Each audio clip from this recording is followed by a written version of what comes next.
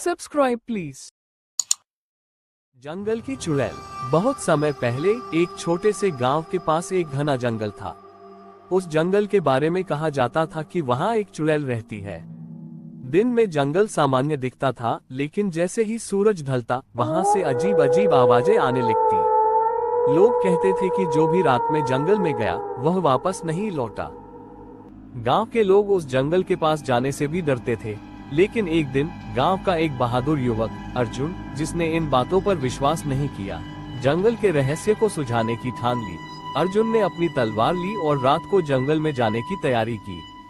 जैसे ही अर्जुन जंगल में पहुंचा, उसे वहां अजीब सी सिहरन महसूस हुई। चारों तरफ अंधेरा और सन्नाटा था। अचानक उसे एक महिला की हंसी सुनाई दी।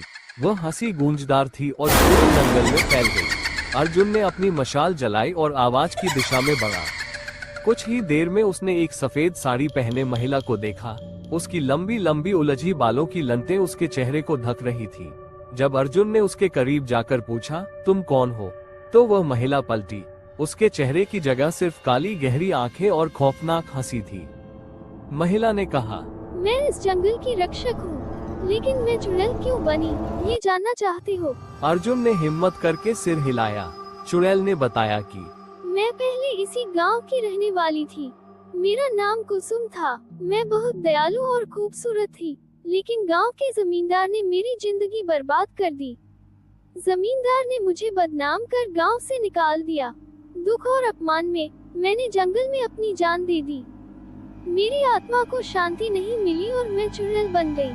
अर्जुन ने चुड़ैल से कहा, मैं तुम्हें शांति दिलाने में मदद करूंगा। उसने गांव लौटकर लोगों को सच्चाई बताई। गांव के बुजुर्गों ने मिलकर कुसुम की आत्मा की शांति के लिए पूजा की और उसे न्याय दिलाया।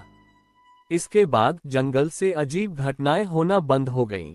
अर्जुन की बहादुरी के कारण गांव के लोग फिर से खुशी खुशी जीने लगे।